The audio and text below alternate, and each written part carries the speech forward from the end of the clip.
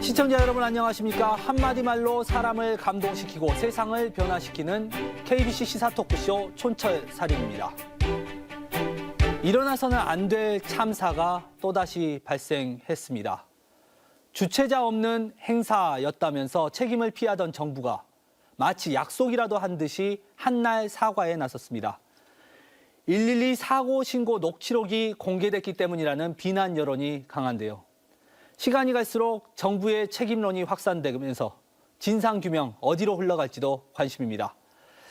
한 주간의 이슈를 속속들이 파헤쳐 촌철살인 분석해보는 시간, 오늘도 두 분 패널과 함께하겠습니다. 국민의힘 혁신위원 천하람 변호사, 그리고 더불어민주당 법률위원회 부위원장 설주환 변호사님 함께하시겠습니다. 반갑습니다. 안녕하십니까. 안녕하십니까. 천하람 변호사님, 네. 굉장히 가슴 아픈 사고가 발생했습니다. 이번 사고 어떻게 좀 바라보십니까? 네, 사실 저도 뭐 7살 난 아들을 키우고 있고 만약에 제가 정말 아들 다 키워놨는데 이렇게 서울에서 또 좋은 날에 친구들과 함께 놀러 갔다가 이런 참사를 당하면은 정말 부모님들 마음은 어떻겠나라는 생각이 들고요. 저도 사실 코로나 이전에 그 이태원의 할로윈 이런 그 날에 몇 번 가보고 했었습니다. 예. 근데 저도 갔었던 그런 장소와 어떻게 보면 비슷한 시기에 이렇게 참 젊은 많은 분들이 희생이 됐다라고 하니까 지금도 사실 좀 믿기지가 않고요. 예, 정말 참담한 심정입니다. 설 변호사님도 이 보는 마음이 그다지 좋지는 않으셨겠어요? 네, 그러니까 지금도 이렇게 참 이렇게 말이 쉽게 나오진 않습니다. 그러니까 언급하는 것도 이렇게 뭐 조심스럽고 그리고 참 그리고 어저께 이제 어떤 기사 중에 이제 그런 내용을 본 적이 있어요. 그러니까 그 이번에 20대 초반에 딸을 잃은 이제 아버님이 올린 글 같은데, 그러니까 그 20대 초반에 이제 자기 본인의 딸이 이제 이렇게 참 죽음으로 이렇게 됐었을 때 이제 본인 그 딸의 친구들이 20대 초반의 친구들이 장례식장 왔는데도 우왕좌왕하더라. 근데 이런 모습조차도 딸에게는 보여줘야 되겠다. 본인의 딸의 친구들에게는 그래도 마지막 가는 길은 보여줘야겠다라는 어떤 글을 보고 이렇게 참 울컥하고 지금도 약간 다시 한번 생각하니까 참 이렇게 울컥한데 그만큼 모든 국민들이 어찌 보면 참 너무나 안타깝고 너무나 젊은 청춘들이 그곳에서 비명에 갔다는 부분에 대해서 너무 아쉽고 안타깝고 그 마음을 참 헤아리기가 힘들 것 같습니다. 더 안타까운 게 네. 사실은 112 녹취록에 보면 다 나와 있거든요. 4시간 전부터 압사당할 것 같다. 나 간신히 빠져나왔다. 여기 통제 좀 해달라. 그리고 심지어 거기 옆에 상인분들은 어떻게 통제할지 방법까지 알려주고 있어요. 그런 모습을 보면 더 마음이 더 안타까운 것 같습니다. 그러니까 이게 제가 봐도 저희 특히 112 신고를 받는 쪽에서 너무 안일을 했던 것 같아요. 그러니까 이게 그리고 이 체계 자체가 현장을 잘하는 사람이 대응하는 게 아니고 112 신고가 들어오면 그걸 이제 서울청에다가 보내가지고 서울청에서 아래로 내려보내는 시스템이거든요. 그러면 이제 용산 파출소에서는 위쪽으로 의견을 전달하기는 쉽지 않고 시키는 대로 그냥 뭐 출동해라라고 하면 출동만 하는 그런 시스템입니다. 근데 문제는 이 정도로 비슷한 신고가 다량으로 들어온다라고 하면은 사실 서울청에서 이 신고를 접수받는 사람이 이게 일반적인 상황이 아니다. 그러면 용산 파출소, 그러니까 이태원 파출소에만 맡겨놓을 게 아니고 우리가 추가적인 지원 인력을 보내야 되겠다라는 판단을 했었어야 되는데 저는 서울청에 있던 사람이든지 112 신고센터에 있던 사람이든지 약간 좀 안일하게 그냥 할로윈 때 이태원에 사람 많은 게 당연하지. 이거 뭐 특별히 별일인가? 이런 식으로 놓쳐버리고 또 이태원 파출소의 얘기를 제대로 들어보지 않았던 거. 저는 그게 어떻게 보면 가장 직접적인 원인이 아닌가 하는 생각이 듭니다. 그러니까 저는 되게 아쉬웠던 게 뭐냐면 그 한 두어 시간 전에 어떤 여성분이 외쳐요. 앞에서 못 오게 하고 여기 내려가야 되니까 더 이상 못 올라온다.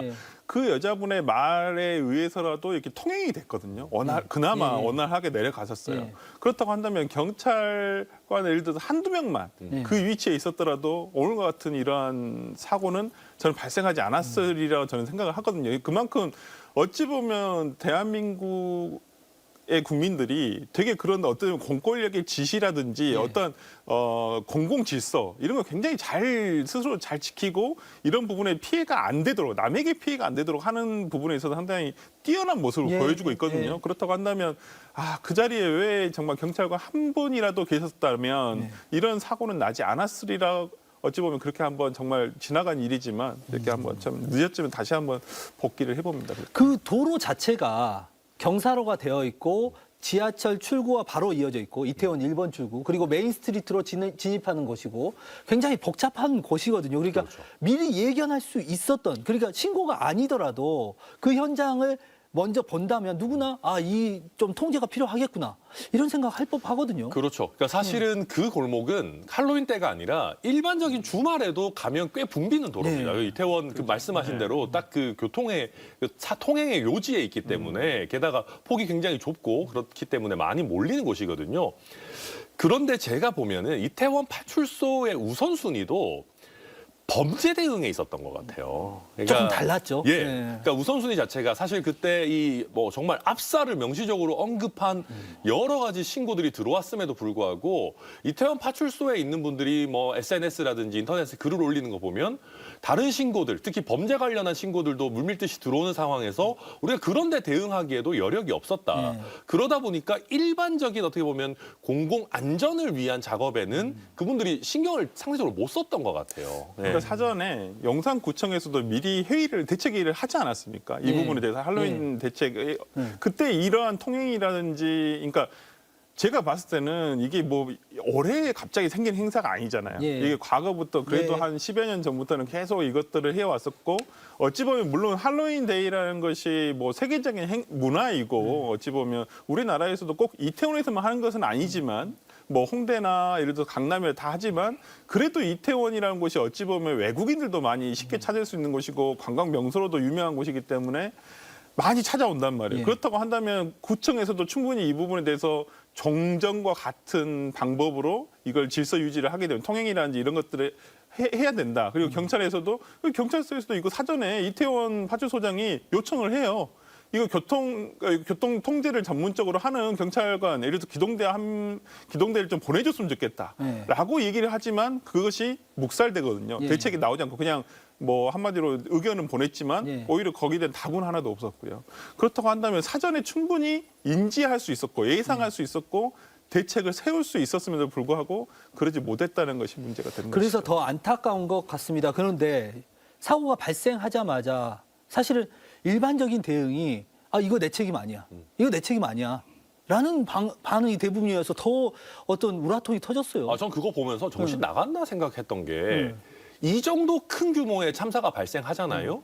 책임이 없을 수가 없습니다. 그러니까 물론 구체적인 걸 나중에 따져봐야 되겠습니다만은 만약에 정부나 경찰이나 소방이나 이런 쪽에서 10가지 일을 10개를 다 제대로 하면 이런 일이 안 일어나요. 그러니까 책임 소재는 나중에 따지더라도 뭔가 문제가 있으니까 이런 한국에서 일어날 것 같지 않은 일이 일어나는 거거든요.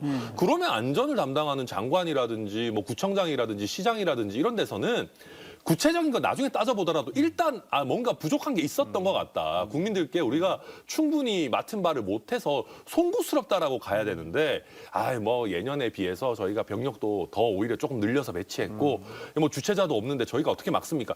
말도 안 되는 소리거든요. 그러니까요. 예. 저는 주체자가 없어서 이 부분 어떻게 해도 권한이 없다. 저는 정말 이 말부터가 굉장히 잘못됐다고 봐요. 행안부 장관의 그런 인식 자체가 도대체 저는 그때 행안부 장관이 판사 출신이어서 그런지는 모르겠지만은 법정에서 마치 변호인이나 피고인이 하는 얘기예요. 나 책임이 없어요. 나 유죄가 아닙니다.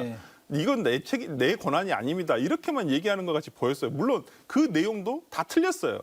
다 권한도 있고 법에 다 이렇게 명시가 돼 있고 그렇다고 한다면 우리나라에서 그 많은 예를 들어 해맞이 행사, 해맞이 행사를 한다거나 아니면 석양 이런 행사가 있었을 때 그 누가 주체자가 있습니까? 그렇죠. 국가가 국민을 통제할 수 있는 권한이 없다. 이거 말이 안 되잖아요. 안 되죠. 그러니까 주체자가 없으면 더욱더 경찰이라든지 공권력의 행사가 더 범위가 넓어지는 겁니다. 당연히 그러면 공권력이 그것을 통제를 해줘야 돼요. 그런데 정말 예를 들어서 길을 가다가 대한민국 그것도 수도인 서울에서 그것도 한복판에서 사람들이 길을 가다가 갑자기 150명이 압살을 당해서 죽은 거예요. 근데 아무도 책임이 없다. 정부가 책임이 없다. 용산구청장도 할 거 다 했다. 이런 식으로 말하는 건 말이 안 되는 거죠.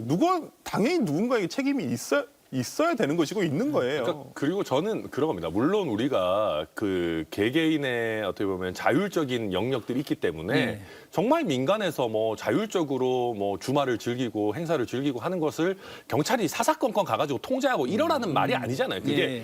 근데 그게 아니라 정말로 여기에 인원이 좁은 공간에 너무 많이 들어와가지고 다른 거 다 떠나놓고 112에 신고가 들어올 정도가 된다면은 그때는 공권력이 뭔가 역할을 해줘야 되는 것이거든요. 그러니까 저는 초창기에 있던 반응들이 어찌 보면 제대로 112 신고라든지 이런 부분들에 대한 파악도 안 된 상황에서 아 이거는 뭐 저희가 할 일이 아니었다라고 굉장히 성급하게 예. 단정적인 얘기들을 했던 거 아닌가. 예. 좀 잘못됐다고 생각합니다. 그 부분.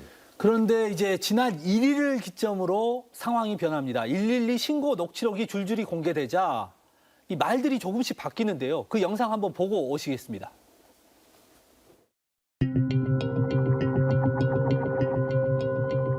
그 전과 비교했을 때 특별히 우려할 정도로 많은 인파가 모였던 것은 아니고 통상과 달리 경찰이나 소방 인력이 미리 배치함으로써 해결될 수 있었던 문제는 아니었던 것으로 지금 파악을 하고 있고요.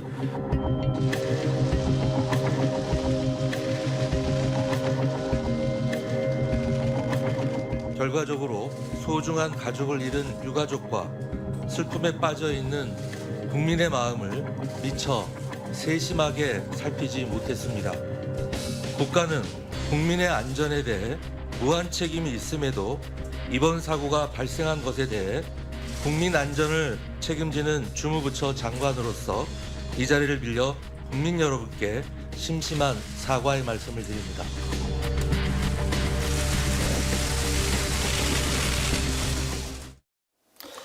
참 사과가 어렵습니다. 참 사과 어려운데 말씀하신 대로 법률가시잖아요. 네, 법률가들의 네. 특징이 사과를 하면 책임져야 되니까 사과 안 한다. 이것 때문입니까?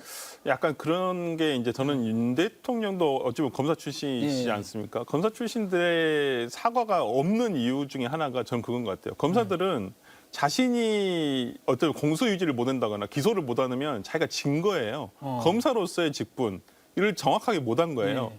그럼 자기가 사과한다는 것은 자기가 이것을 잘못했다는 것을 인정한다라고 생각을 한 것이거든요. 그런 점에서 참 윤 대통령도 사과에 참 인색하신데 네. 지금까지도 뭐 사과를 하신 건지 공식적으로는 제가 봤을 때는 저는 기억이 나지 않습니다만은 하여튼 이상민 장관도 마찬가지예요. 판사 출신이셔서 그런지 모르겠는데 본인이 사과하면 본인이 잘못을 했다는 것을 인정하는 것이 도저히 납득이 안 가시나 봐요.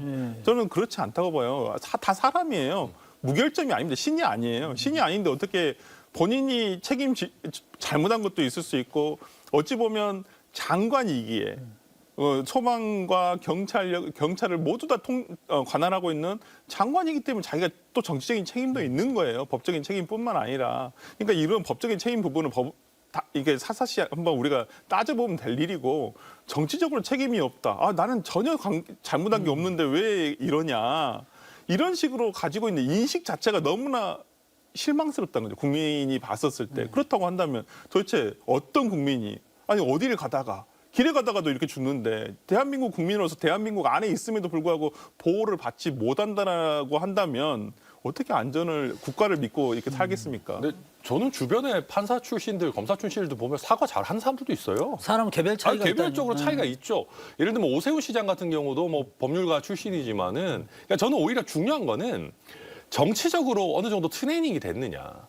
그리고 또 더 나아가서는 본인이 가진 직의 어떤 무게를 충분히 인식하느냐의 문제라고 봐요. 예. 저는 이상민 장관 처음에 뭐 경찰 더 배치한다고 해서 뭐 해결될 뭔 말도 안 되는 소리예요, 그게. 어떻게 합니까, 자기가. 경찰 배치했으면 됐을 수 있잖아요. 예. 예. 그런 얘기하는 거 보고 아 저분은 확실히 너무 정치적인 영역에서 트레이닝이 안 됐다. 그리고 방금 설 변호사님 말씀 잘해주셨지만 장관 개인 입장에서는 억울할 수도 있겠죠. 뭐 예를 들면 내가 뭐 기동대 여기 가라 저기 가라 하는 것도 아니고 뭐 내가 이걸 어떡하냐 할 수 있겠지만은 그 직이 주는 무게가 있는 거잖아요. 본인이 그 관할하는 기관의 어떤 장으로서 책임져야 되는 부분들이 있는 거지 않습니까?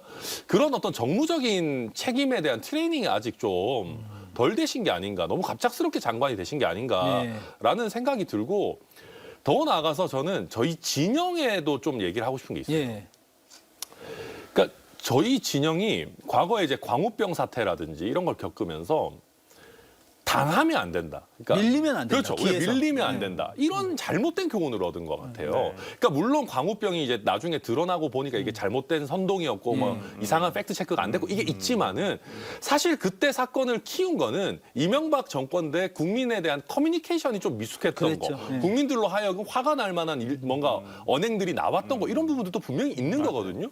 이걸 가지고 우리가 가짜 뉴스랑 싸워야 된다. 뭐 과하게 뭐가 나오면 의혹에 다 우리가 맞대응해가지고 국민들을 우리가 가르쳐줘야 된다라고 생각하게 되면은 오히려 국민들이 더 이게 화가 납니다. 아니 니네 진짜 잘못 없어. 우리가 한번 따져볼까? 네. 라고 되기 때문에 저는 그 광우병 사태에서의 교훈을 우리가 좀 반대 방향으로 우리가 어떻게 하면 국민들과 잘 소통할 것인가 네. 또 우리한테 좀 미심쩍어 하시는 국민들을 잘 설득할 것인가로 교훈을 얻어야 되는데 약간 좀 잘못된 방향으로 저는 가고 있다는 생각이 들어요. 네. 근데 저는 이번에 어떤 행안부 장관의 사과, 그다음에 윤희근 경찰청장의 사과가 어찌 보면 녹취록 없었으면 사과 안 했을 수도 있다고 생각이 들어요. 솔직히 이때 당시 시간상으로 보면 이거 보도가 되기로 한 게 이게 엠바고가 5시로 예, 잡혀져 있었는데 당시에 그걸 앞두고 그걸 한 거거든요. 그러니까 이것이 발표가 될 것이다, 예, 보도가 될 국회에서. 것이다라는 것이 이미 예고가 돼 있어서 그 전에 저는 황급하게 사과를 한 건 아닌가. 만약에 이거 녹취록 안 나왔다고 한다면 이거 사과가 됐었을까? 저는 솔직히 그 생각이에요. 저는 아직도 똑같은 생각을 했을 수도 있다고 봐요. 이게 녹취록이 나오는데 녹취록 내용이 너무나 구체적이에요. 그렇죠. 압사라는 네. 단어도 있고 통제 좀 해주세요라는 게 너무나 많아요. 거기 당시에 있었던 사람들이. 그럼에도 불구하고 하지 않은 부분에 대해서 누구나 이건 봐도 책임이 있는 거예요. 그런데 그걸 아시면서도 지금까지 사과를 안 하셨던 것인지 모르셔서 사과를 안 한 것인지는 모르겠지만은 사건이 발생한 후에 4일이나 지난 다음에 사과를 유감 표명을 한 거에 대해서는 참 그 자체가 유감이다. 그러니까 저는 112 신고가 있었다라는 거는 정말 핵심 변수라고 봐요. 그러니까 당연히 국민들의 구조 요청이 있었으니까 정부가 거기에 응하지 못한 거는 책임이죠. 근데 그래서 저는 아쉬운 게 이런 겁니다. 왜 그러면 사건 초기에 112 신고가 있었다는 것도 파악을 못했을까? 그러니까 이게 보고 체계가 과연 얼마나 지금 제대로 작동을 안 하는 지금 건가? 경찰청장도 거의 국민들과 비슷한 시기에 알았다는 거 아닙니까? 그러니까요. 네. 아니 그리고 예를 들면 사건이 발생한 걸 늦게 알았다는 것도 문제지만은 그게 아니라 바로 그 다음 날 아침에 112 신고가 이렇게 있었는데 저희가 판단이 좀 미숙해가지고 출동을 못했습니다라고 하는 것들이 최소한 경찰 내부에는 보고가 되고 그게 대통령실과 행안부에도 전달이 돼가지고 처음부터 우리가 이게 뭔가 대응에 미흡함이 있었음을 전제로 국민들한테 메시지가 나가야 되는데 저는 초반에 굉장히 뻣뻣한 메시지가 나온 걸 봤을 때는 이걸 몰랐던 것 같아요. 112 신고가 이렇게 구체적으로 들어왔다는 인지를 거를. 못했다. 예. 근데 그게 모른 것도 문제예요. 그렇죠. 네. 왜냐하면 대통령실이나 행안부가 이 정도 정보는 빨리빨리 취합이 돼야 되는 거거든요. 예. 그러니까 1차적인 거는 경찰에 문제가 있다 쳐도 행안부에 이거 담당하는 사람이 사실 경찰에다 물어봐야 됩니다. 이쯤 되면은 누군가가 신고했을 것 같은데 혹시 경찰에 신고 들어온 거 없어요? 왜냐하면 그걸 우리가 알아야 장관 메시지를 작성을 하는데 그런 부분들이 과연 유기적으로 작동하고 있는 건가? 저는 그러니까 그것도 걱정이 돼요. 정치적 미숙이 있었다. 예. 그러니까 이번 사건을 보면서 방금 말씀해 주신 대로 보고 체계의 난맥상도 있어요. 예. 이게 보면 오히려 지금 보도상으로 보면 대통령실에서 더 먼저 알았다는 거잖아요. 예. 경찰청장보다 예. 오히려 그러니까 대통령은 10시 48분에 대통령실에 보고가 됐다는 거예요. 그래서 이제 그때 인지를 했다는 건데 지금 경찰청장은 12시가 넘어서 새벽에 한 2시 정도가 12시 좀 넘어서 본인은 사고 발생 약 예. 2시간 정도 지난 다음에 그래서 첫 보고를 그러니까 받았다고 12시가 넘은 거죠. 예. 그러니까 10시 15분에 예. 발생했으니까. 그러니까 12시가 넘어서 보고를 받았다는 거예요. 아니, 그러니까 이게 말이 되는 얘기냐고요. 경찰이 가장 먼저 알아야 될 사람이 경찰청장인데 어찌 보면 그걸 대통령실에서 먼저 알고 청장보다 대통령실이 먼저 알고. 그럼 저는 오히려 이게 말이 안 된다고 보거든요. 천 변호사님, 이런 일들이 좀 진행이 되면서 대통령 사과가 좀 필요한 거 아니냐. 그러니까 도의적으로, 정치적으로라도. 그럼요. 네. 동의하십니까? 저는 무조건 동의하고요. 제가 아까도 말씀드렸지만요. 10개 중에 10개가 제대로 다 되면은 이런 사고 안 납니다. 냉정하게 말해서 10개 중에 한 3, 4개만 잘 작동해도 이런 사고 안 나요. 이런 말도 안 되는 사고가 일어났다는 거는 총체적인 난맥이 있었다라는 거거든요.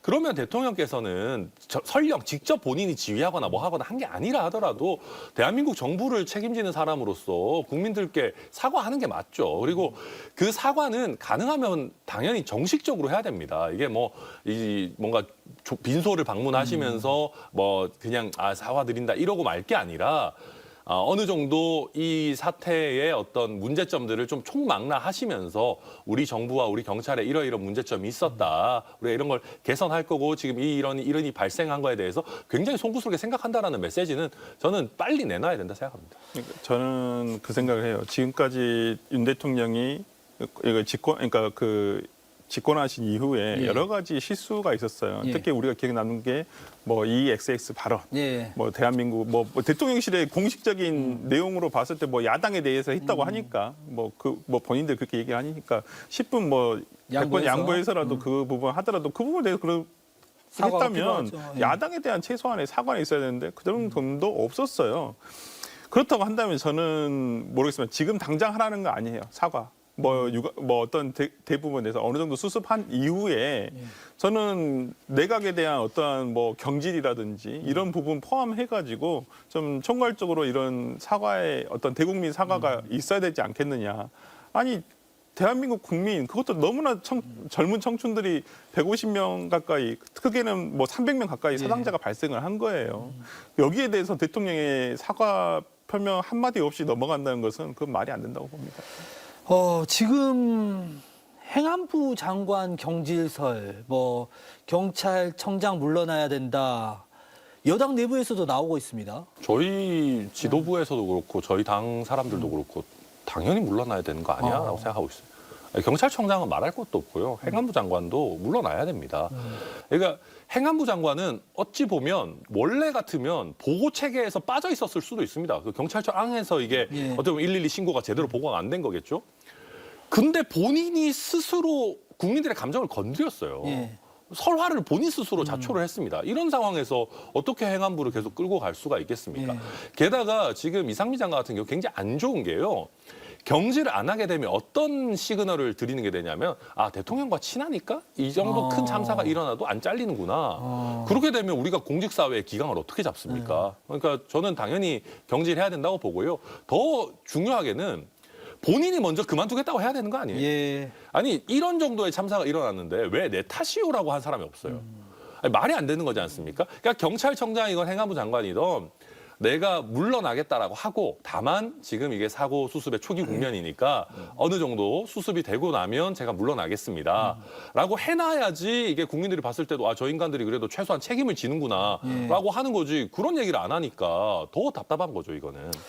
그러니까 사고는 발생할 수 있어요. 예. 그러니까 대한민국에서 진짜 언제 어디서 무슨 사고가 날지 모르겠지만 항상 중요한 것은 이것을 어떻게 수습하느냐 예. 그리고 이것을 어떻게 마무리를 짓느냐가 제일 중요한 부분이에요. 사고 나는 거에 대해서 사람들이 이해 못할 부분도 없다고 봐요. 예. 물론 잘못한 부분에 대해서는 당연히 책임을 물어야 하지만 이미 발생한 사건에 대해서 국민들이 지켜보는 것은 이것을 어떻게 수습하고 어떤 책임을 지느냐거든요. 예. 근데 이 책임이랑 이 두 글자가 그렇게 나오기가 힘든 말인지 저는 이해할 수가 없고 당연히 행안부 장관뿐만 아니라 정말 모르겠습니다. 민주당 입장에서는 오히려 진짜 국무총리도 사퇴를 해야 된다. 예. 국무총리도 지금 이 사건 이후에 설화들이 얼마나 많았습니까? 예. 그렇기 때문에 뭐 기존에 어떤 그런 무능력함과 더불어서 이번 사건도 마찬가지로 저는 민주당에서는 민주당 전체의 공식적인 입장은 아닙니다만은 제 개인적으로는 하여튼 국무총리까지도 어떤 경질이 있어야 되지 않느냐라고 봅니다. 이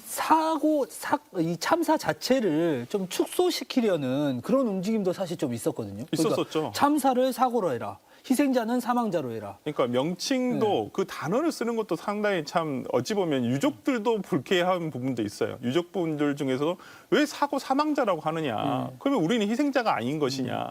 아니 이게 저도 이걸 그냥 아무 생각 없이 이런 사건 사고를 딱 받아들였을 때 아이고 이건 이런 참사가 일어났나 이렇게 다들 얘기를 하잖아. 이거 이런 사고가 일어났나가 아니거든요. 뭐 예를 들어서 생명은 뭐 한 명이건 100명이건 1000명이건 다 소중합니다만은 그래도 너무나 정말 생떼 같은 150명의 청춘들이 이렇게 비명 행사를 했는데 이 부분에 대해서 참사가 아니면 도대체 이게 뭡니까 대한민국에서. 예. 그렇기 때문에 저는 정부에서 제일 처음에 저는 보여주는 어떤 태도들은 정부에 대한 책임을 지지 않겠다라는 저는 그게 제일 처음에는 이게 도대체 왜 그럴까라는 생각을 해봤더니 이게 이제 나중에 드러난 거 보니까 경찰에서 만든 보고서를 보니까 아 이유가 있었구나라는 생각이 저는 그때 이해되더라고요. 그 보고. 네. 그러니까 정부 여당은 어떤 슬픔과 애도의 분위기가 분노가 되어서 혹시 현 정권에 피해가 되는 것 아니냐 이런 염려를 한 거 아닙니까? 저는 뭐 저희 진영은 그런 트라우마가 좀 있다라고 생각을 하고요.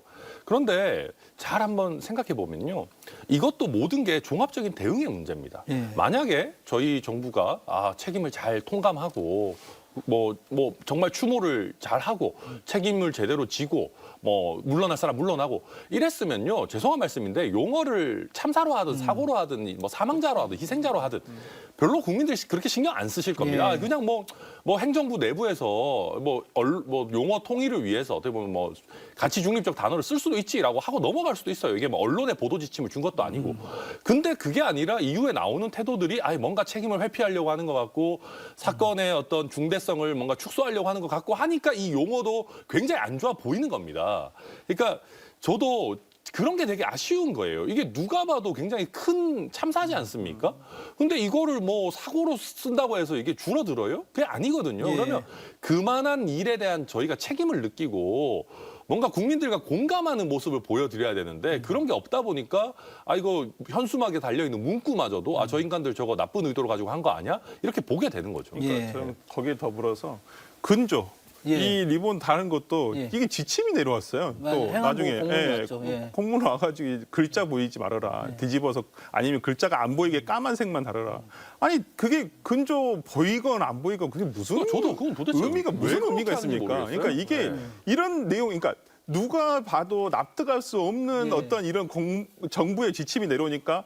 다들 의혹을 제기하는 그렇죠. 거예요. 예. 도대체 왜 그러느냐 이해할 수가 없다. 그 의혹을 더 증폭시킨 게 경찰청 정보부에서 생산한 그 문건 아니겠습니까? 그렇죠. 예. 사실 여론의 동향을 파악하고 또 그러면서 언론사 어떤 보도가 나갈 것 같다. 시민단체는 어떻게 나갈 것 같다. 이런 것들을 이게 사찰 아니냐 이런 의혹까지 드는 부분이 있거든요.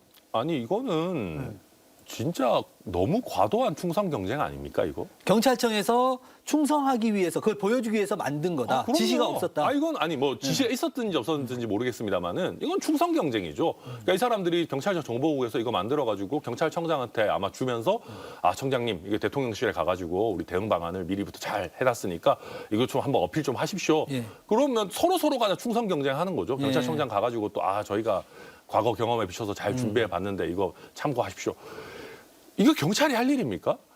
그리고 경찰청 정보국이라는 게 국민의 안전과 뭐 생명이나 범죄 정보 이런 거를 수집하라고 있는 거지. 예. 본인들이 정부적 판단해가지고 뭐 하라는 게 아니잖아. 그렇죠. 예. 설령 이런 문건을 만들더라도 대통령실에서 만들어야지 이걸 왜 경찰이 만들고 있습니까? 그래서 이게 굉장히 부적절하다. 그래서 저희 여권 내부에서도 경찰 출신의 권은희 의원이라든지 안철수 의원이라든지 예. 이런 분들도 이거 말도 안 되는 행태다 이거 하고 있는데 제가 봐도 그리고 또 한 가지는 정무적인 감각도 없고 이런 식으로 방어적으로 특히 국민과 싸우려는 태도로 하면요 망해요. 예. 경찰이 하라는 대로 하면 망합니다. 이거 굉장히 잘못된 얘기예요. 그 문건을 작성하는 것도 잘못됐고 그 문건에서 나온 대로 해서도 안 된다. 그럼요. 이렇게 말씀을 하셨고. 그러니까 이 부분은 뭐 정진석 비대위원장도 부적절하다고 얘기를 하신 것 같아요. 예. 이 부분에 대해서는. 그러니까 이게 말이 되는 거예요. 일단 사찰 의혹이 바로 일잖아요. 예. 그리고 이제 이것도 보도가 나간 뒤로 해당 여성단체라든지 어떤 그 시민단체에서는 그런 접촉한 더 사실이 반발하죠. 없다. 예. 그럼 도대체 누구를 만나? 예. 그럼 이것도 내용을 다 조작했다는 얘기예요.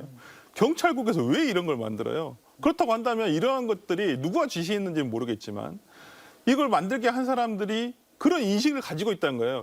세월호에 대한 트라우마가 있는 거예요. 그래서 이것이 그럼 반정부 투쟁이 되지 않을까? 정권 퇴진 운동으로 이어지지 않을까? 거기에 다 적혀 있잖아요. 예. 본인들이 그렇게 알고 있는 거예요. 그러면 해달라는 건가요? 그렇게? 아니 그렇게 생각하지 않아요. 오히려 진짜 정부에서는 추모하라면서요. 추모하라 해서 솔직히 민주당에서도 이거에 대한 얘기도 못하고 예. 이거 책임에 대한 소재를 물어야 된다. 진상규명해야 된다는 얘기도 못하고 있는 사이에 뒤에서는 이런 거 만들고 있었던 거예요. 추모하라는 사이에 본인들은 정치 짓거리를 하고 있었던 거예요. 정말 추악한. 그리고 굉장히 안 좋은 거는 또 한 가지 짚고 넘어가자면은 이런 문건이 작성되는 것도 안 좋은 건데 예. 이 문건이 새어 나오는 것도 굉장히 안 좋아요. 그렇죠. 아니 이런 거를 만들면 보안도 유지를 못할 거면 이런 걸 왜 만들어요? 예. 그러니까 저는 그때 저희가 보면은 대통령 지지율이 낮아지면은 공직사회의 기강이 많이 흔들린다는 얘기를 많이 합니다.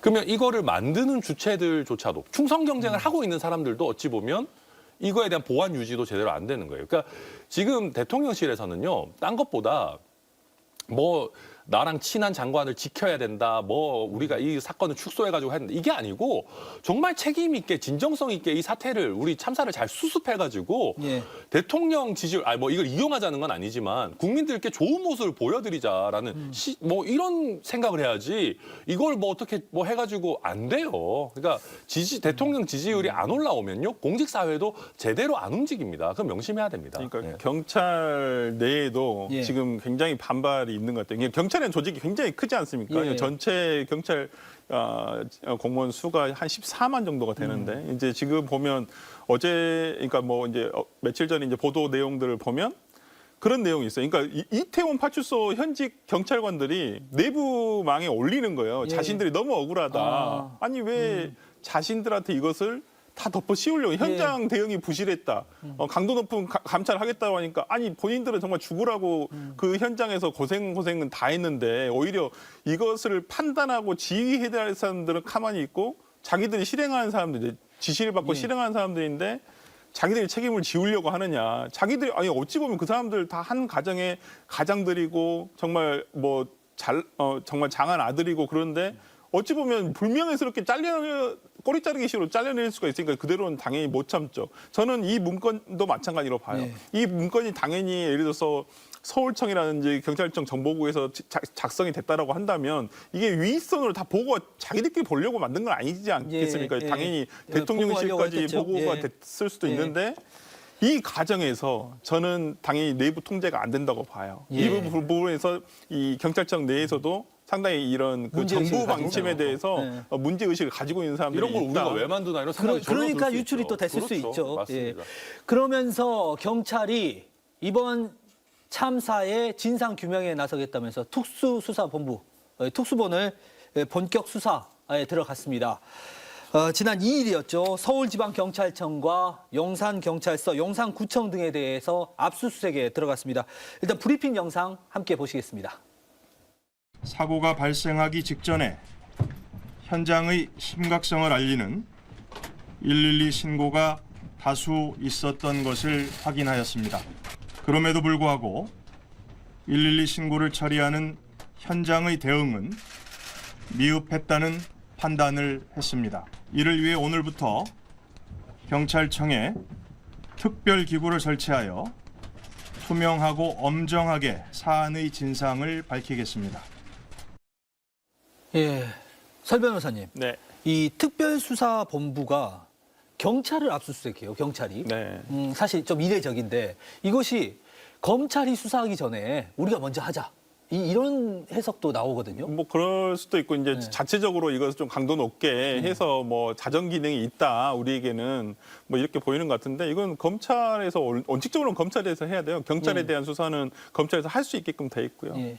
그다음에 저는 오히려 검찰에서 하는 것보다는 오히려 특검이나 어떠한 별도의 외부적인 독립적인 수사 기구에서 이 부분에 대해서 정확하게 수사를 하는 것이 오히려 국민들의 의혹 해소를 하는데 오히려 그게 더 낫지 않을까 싶습니다. 그래서 저는 국회에서 이건 의회에서 일단 국정조사권을 발동할 수 있다고도 보이고요. 예. 저는 더 나아가서는 오히려 특검을 통해서 해결하는 것이 진상 규명을 하는 것이 오히려 국민들에게 더 신뢰감을 줄 수 있다고 봅니다. 특검 국정조사 어떻게 저는 보십니까? 국정조사랑 감사원 감사는 당연히 해야 된다고 생각하고요.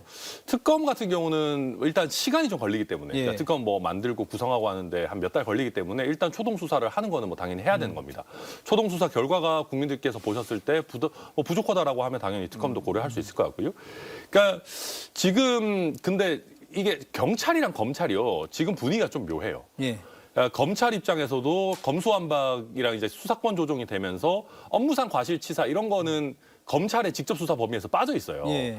그러니까 직접 수사를 하기가 조금 지금 애매한 상황에 있습니다.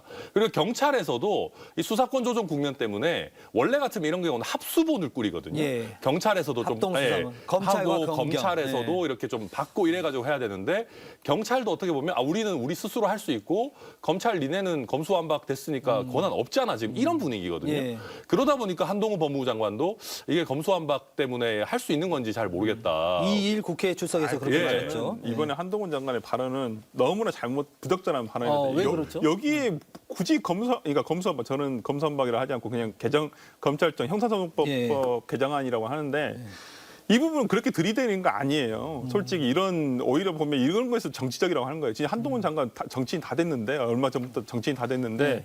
너무 부적절한 게 아니 얼마 전에 9월달에 이 예. 한 글자에 다 넣었잖아요. 본인이 시행령 하면서. 할 수 있어요. 이거 참사예요. 대형 참사. 그리고 경찰에 대한 것은 기존의 검찰에서 할 수 있었었고. 그래서 모르겠습니다. 이럴 때만 자기 불리할 때만 이런 거 갖다 붙여가지고 이렇게 자기의 어떤 속의 목적을 위해서 이러한 대형 참사라든지 이런 사건을 저는 악용한다고 보는데 저는 한동훈 장관 발언은 굉장히 부적절했다고 봅니다. 아무튼 지금 현재 법령상으로는 예. 그런 대형 참사 범죄가 빠져 있는 거는 맞거든요. 예. 물론 예. 뭐 시행령을 개정해서 더 넓힐 수도 있겠지만 예. 그래서 지금 검찰청에서는 오히려 약간 부글부글하고 있대요. 이걸 우리가 해야 되는데 왜 경찰이 셀프 수사를 하고 있냐라고 하는 분위기도 있는데 어찌 됐든 경찰 같은 경우에는 검찰과 다르게 조금 조직 규모도 크고요. 표현이 그렇지만은 아주 단일한 피라미드가 아닙니다. 입직 경로도 좀 다양하고 예. 그러다 보니까 이게 일단 내부 감싸기 수사할 가능성이 상대적으로 낮은 조직인 건 맞거든요. 그래서 한번 좀 지켜볼 필요는 있겠다. 저는 그렇게 생각합니다. 저희가 이태원 참사 이후 대책도 한번 좀 이야기를 나눠봤으면 좋겠습니다. 우리가 사실 뭐 전남 이런 데는 사람이 없어서 문제지만은 우리 수도권 이런 데는 보면은 사람이 너무 많잖아요. 그렇죠. 그러니까 사람이 많은 거에 우리가 너무 익숙해진 거 그 아닌가? 밀집 문화가 예. 너무 그러니까 뭐 예를 들면 안이해졌죠. 뭐 예. 서울 2호선, 9호선 이런 거 타면은 막 낑겨 타는 거 자체가 어찌 보면 뭐 자연스럽다 보니까 어느 정도 군중이 너무 인구 밀도가 높아져도 우리가 스스로 위기 의식을 좀 못 느꼈던 것도 같고 그래서 일부 언론 보도들 보니까 이제 뭐 너무 영어라서 그렇습니다만은 퍼스널 스페이스의 중요성 같은 예. 것들이 점점 더 커진다라고 하는데 저는 그 부분도 우리가 한번 꼭 생각해 봐야 되는 부분이고 예. 또 그래서 수도권에만 많이 너무 하지 말고 그러니까 지역 균형 발전이라는 게 다양한 각도에서도 필요하다. 뭐 그런 생각이 듭니다. 네, 두 분 말씀은 여기까지 듣도록 하겠습니다. 고맙습니다. 대한민국이 또다시 슬픔과 불안에 빠졌습니다. 토요일 밤 실시간으로 현장을 지켜봤던 온 국민들이 집단 트라우마 우려도 제기되고 있습니다.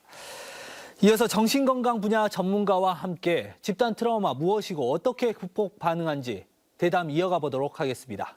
센터님 어서 오십시오. 예, 안녕하세요. 반갑습니다. 예, 저희가 그 집단 트라우마라는 이야기를 사실은 지난 세월호 때 가장 많이 썼던 것 같고요. 이번 이태원 참사에서도 이 집단 트라우마라는 말이 많이 나옵니다. 이 집단 트라우마 정확히 어떤 의미인가요? 일단 개인적인 트라우마보다는 다수의 인원이 붙어 있다 해서 집단이라는 것이 붙어 있는 거고요. 트라우마라는 것은 이런 대형 사고라든가 가끔 자연재해 또는 우리가 말하는 성폭행이라든가 이런 부분들이 일어났을 때 일어나는 어떤 심리적인 반응을 얘기할 때 트라우마라고 얘기를 합니다. 그런 반응들이 어떻게 보통 나타나나요? 되게 이제 처음에 들어오면 이렇게 되게 이렇게 굉장한 두려움이 많잖아요. 그런 예. 반응들이 일어나면. 그다음에 또 하나 느껴지는 것들이 가끔은 이 무기력하고 누군가 나를 도와줄 수 없다. 예. 이런 트라우마가 있다면 그런 점들. 그다음에 공포에 휩싸이기도 하고 예. 또 어떤 분들은 부끄럽기도 하고 또 좀 더 진행하면 막 죄책감에 시달려서 예. 내가 왜 그 부분들을 안 했을까? 죄책감에 휩싸이는 이런 심리적인 반응들을 얘기할 때 되게 트라우마라고 얘기를 합니다. 지금 이태원 참사 같은 경우도 온 국민이 사실 그 현장의 여러 영상들을 실시간으로 지켜보고 많이 노출이 됐습니다. 이 상황 좀 심각하게 봐야 되는 건가요? 그렇죠. 심각하죠. 그 화면들이 트라우마 말씀하셨던 그런 심리적 반응들을 좀 많이 이끌어낼 수 있는 그런 상황으로 볼 수 있을까요? 어느 정도는 그런 부분이 있었을 때 마음속에서 일어나는 이런 반응들이 일어나고 되겠죠. 이런 증상들을 치료하는 방식은 어떤 치료 방식이 있습니까? 되게 처음에 일어났을 때 치료라는 단어로 들어가면은 예. 이 어느 정도는 진단을 받아야 되는 일이기 때문에 그 부분을 최소화하는 데 에너지를 많이 써야 됩니다. 어떤 부분을 최소화하는 걸 말씀하시는 건가요? 치료를 받을 수 있는 사람들을 구별해나가는 데 에너지를 많이 써야 되겠죠. 네. 치료 받을 사람인지 그 전에 사전에 우리 코로나하고 거의 비슷합니다. 아. 국가적인 역량이 코로나에 집중이 됐기 때문에 네. 코로나도 검진을 하잖아요. 그런 불편함이 있을 때 코로나 검진을 해서 생활 치료만 해도 되는지 증상이 없는지 있는지 대개는 그 부분에 제일 중요한 것들이 국가에서 많이 지금 사업은 위중증이라든가 네. 사망률을 줄이는 데 에너지가 있었을 때는 이런 병상 확보라든가 중환자실을 확보하듯이 치료라는 개념이 들어갈 때는 얼마나 정도 될 것인지 이런 부분에 에너지를 쏟는 것이 그 구별하는 작업들이 상당히 중요합니다. 그러니까 이 어떤 트라우마를 겪는 양태가 다르기 때문에 그렇죠. 또 그 정도가 다르기 때문에 그걸 그렇죠. 구별하는 작업부터 시작돼야 된다라는 그렇죠. 말씀이죠. 사실 그럴 것 같아요. 그러니까 이번 참사를 대하는 것도 가족들이 느끼는, 유족들이 느끼는 게 다를 테고 또 친구들이 느끼는 게 다를 테고 미디어를 통해 본 또래들이 느끼는 것이 다 다르겠죠. 그렇죠. 그 또 같은 미디어를 통해서 봤다고 하더라도 어떤 사람은 그거에 대해서 굉장히 심리적 반응이 크게 오고 어떤 사람은 좀 덤덤해지고 이런 것들이 차이가 분명 존재한다 이렇게 이해가 가능하겠네요. 그렇죠. 그런 부분들이 최근에 이게 코로나로 안 보이는 코로나로 인해서 지금도 내가 코로나에 걸렸을까 안 걸렸을까 각 개인체가 너무나 뚜렷하잖아요. 네. 이 반응도 다 마찬가지입니다. 개인적인 반응이 심리적인 반응은 극히 개인적인 반응이란 거 이런 부분에 좀 초점을 맞춰야 하는데 너무 일반화시킨다면 상당히 어렵습니다. 그러니까 저희가 뭐 코로나에 걸리거나 감기에 걸리더라도 어떤 사람은 증상이 엄청 심하고 어떤 사람은 무증상으로 넘어갈 수도 있고 그런 것들이 이 심리적 반응에도 트라우마에도 똑같이 적용된다. 그렇죠. 이런 거군요. 훨씬 더 그런 부분이 더 많죠. 네. 그러면 저희가 이 트라우마를 겪는 과정에서 이것이 어떤 증폭되는 것이 아까 말씀하신 무기력증이라든지 이런 것들이 자연재해보다는 인재, 그러니까 우리가 막을 수 있었는데 라는 이런 사고가 더 크게 나타나는 것이 일반적인가요? 아무래도 그렇겠잖아요. 또 막을 수 있었는데 예방할 수 있었는데 이런 부분들을 할 수 없다는 것 자체가 상당히 화가 나죠. 그리고 또 이 화가 나면 분노감에 휩싸 있고 자꾸 대상을 찾고 싶고 이런 영향을 받고 있는 거고요. 우리가 또 제일 많이 어려워하는 것 중에 하나가 늘 내가 자제력을 잃을까, 내가 조절하면 어쩔까 이런 불안이 항상 내재돼 있는 겁니다. 그게 어떤 말인가요? 자제력을 잃는다는 것은 어떤 것을 뜻하는 건가요? 내가 이 방송에 와서 내가 방송을 잘할 수 있을까, 내가 혹시 다른 말을 하면 어쩔까 이런 것에 대한 두려움이 항상 방송에 있게 되면 그렇죠. 그런 것이 내가 낼 조절력이 있는데 그 조절력이 잘 안 되면 어쩔까, 내가 길을 가고 있는데 버스에서 내가 오줌을 싸면 어쩔까. 그런 이런 염려들도 두려움, 다 있는 건가요? 마음속에 잠재들? 항상 다 있죠. 그런 것들이 또 심리적인 반응으로 또 나타나고. 그렇죠. 그런 것들이 삶에 있어서 어떻게 보면은 그 정신적인 장애 요소로까지 나타날 수 있는 거예요. 그렇죠. 이제 그런 부분들이 굉장히 많아지게 되고 그러면서 사회생활에 위축이 되고 버스를 잘 못 탄다든가 어디 공공장소를 못 간다든가 예. 이런 것들이 이제 뭐 광장 공포가 됐든 간에 이런 불안 요소가 많이 되겠죠. 그렇다면 지금 저희 이 TV를 시청하고 계시는 분들 가운데서도 이태원 참사를 보면 가슴이 먹먹해지고 좀 뭐랄까 내가 죄책감도 좀 들고 너무 미안하다 우리 젊은이들에게 이런 생각이 드시는 분 이 치료를 받아야 됩니까? 아니면 어떻게 해야 됩니까? 치료를 받는 것은 일단은 구별을 하는 작업들이 필요하기 네. 때문에 일단 나라에서 지금 운영하고 있는 부분들은 이렇게 재난을 담당하고 있는 국가 트라우마 센터가 있습니다. 예. 그래서 그런 부분들 이런 재난이라든가 또 이렇게 자기 스스로의 트라우마를 받고 불편할 때 이 체계가 좀 잡혀져 있어요. 이렇게 어느 정도는 잡혀져 있는데 내실화를 기르는 작업이 있겠지만은 그런 분이 지금은 이제 국가정신건강센터 예. 우리 광주로 말하면 광주 광역시 정신건강센터 예. 그다음에 동구로 말하면 제가 있는 동구 정신건강 복지센터라는 이름으로 예. 함께 다 하고 있고 그게 이제 또 이런 심리적으로 어려움을 겪는다든가 불편함이 있는 사람들은 또 만큼 술을 먹는다든가 이런 예. 물질에 남용된다든가 인터넷 중독된다든가 그래서 또 중독센터가 함께 지금 운영이 되고 있고 예. 그 부분에 대해서 보건소라든가 예. 특히 요즘 많이 하고 있는 1577-0199라고 1577-0199. 예. 그 부분에 전화를 하면은 예. 어느 24시간 그 부분에서 어떻게 해야 될지 전화 상담부터 해서 서비스를 받을 수가 있습니다. 그러면 상담을 제가 1577-0199에 전화를 하면 좀 상황이 심각하다라고 하면은 지금 센터장님이 계시는 정신건강복지센터에 또 연결도 해줄 수 있고 그런가요? 그렇죠. 시간대 오게 되고 이제 그때 어떻게 해야 될지 되게 이제 그 안내를 해주는 역할들이 상당히 중요하잖아요. 예. 지금 우리 보건소에서 검사를 했을 때 증상이 있었을 때 예. 이런 부분들을 해주는 것이 일단은 좀 더 24시간 좀 더 편리할 수 있는 부분에서 1577-0199로 전화를 하면은 그다음에 아마 안내들이 좀 돼가고 거기에서 필요한 사람들을 다 연계를 해준다든가 서비스를 한다든가 이런 부분들을 해나갈 수 있을 것 같습니다. 저희가 마음에 그 상처가 생기고 전 국민이 또 이걸 지켜보면서 여러 가지 상처가 생겼습니다. 그런데 이런 상처들 혹은 이런 트라우마들 그 정도의 차이는 있겠지만 지금 상황에서 보면 어떤 피해자, 그 지금 현재 희생자들을 비난하는 2, 3차 가해를 통해서 어떤 다른 방식으로 또 분출되기도 하고 그것이 또 다른 어떤 부류의 상처를 더 키우기도 하고 이런 것 같습니다. 이게 어떻게 좀 해석이 가능할까요? 그러죠. 희생자를 공격하는 뭐 이런 것들이 오히려 이게 또 트라우마의 한 종류인 건가요? 아니면 그건 또 다른 영역인 건가요? 이제 이체적인 또 3차적인 피해를 더 훨씬 더 가속화하고 더 심하게 해서 그분들을 어렵게 할 수가 있겠죠. 예. 그러나 이제 이런 트라우마를 겪는 이 상태에 따라서 마음 상태를 개인에 따라서 상당히 달라지는 일일 때 예. 그분을 받아들일 수 없잖아요. 그러나 지금 상황에서는 너무 이렇게 잘했냐 못했냐 옳고 그름에 너무 빠지다 보면은 그 자체에서 힘이 들고 자꾸 모든 것이 분열되는 양상이 되면서 도리어 화가 날 수 있기 때문에 예.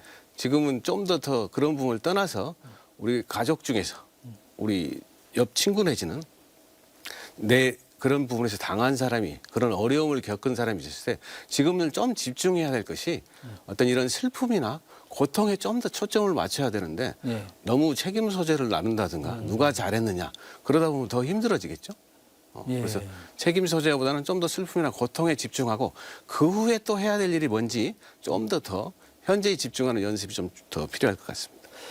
저희가 상담을 받는 것까지는 조금 이 문턱이 좀 있는 것 같아요. 저희가 상담을 받고 어떤 전화를 하고 상담센터를 찾아가고 하는 거는 문턱이 좀 있는데 지금 당장 어떤 가족 친구들이 힘들어하고 있다. 이렇게 했을 때 저희가 당장 해줄 수 있는 어떤 행동들이나 어떤 치유 방법들이 있을까요? 제일 중요한 것은 일단 그 부분이 나를 방문할 수 있도록 네. 또 내 개인적으로 이 비밀 보장이 되는 게 상당히 중요합니다. 드러내고 싶지 않은데 그 부분을 얘기를 해야 되잖아요. 이랬을 때 내가 그 부분에서 비밀 보장을 해주고 또 하나 제일 중요한 것이 자꾸 잘했냐 못했냐 어떤 판단을 한다든가 예. 비판을 한다든가 이런 태도부터 내가 좀 버려주면서 그 부분에 있어서 좀 더 귀 그려주고 들어주고 이런 얘기할 시간을 해주는 것이 무엇보다 더 중요합니다. 그러니까 상대방을 판단하지 말고 그렇죠. 가족 옆에 가족 친구들 네가 잘했다 네 그런 데를 왜 갔냐 뭐 거기 간 친구들도 많이 상처를 입었을 거 아니에요 그런 데를 왜 갔냐 이렇게 판단하고 잘잘못을 따지기에 앞서서 들어주고 그 친구들의 이야기를 한 번 더 들어주고 이해해주고 이런 것들이 좀 필요하다 그 슬픔이나 예. 두려움이나 누군가 도와줄 수 없다는 부분에서 함께 하고 있다. 예. 이런 느낌을 들으면서 이 공감해 준다고 그러죠. 공감해 준. 예. 일단 동정심이 있는 게 상당히 중요합니다. 짠해야 되는데 예. 막 화를 내면서 너는 안 가야 되고 막 짜증을 내면은 누굴 찾아가고 싶지 않아요. 예. 그건 오히려 치유가 아니고 이게 더 증폭시키는 그런 결과를 내는 거죠. 예. 개인적인 차원에서는 그렇게 치유가 가능한데 집단 트라우마라고 그러잖아요.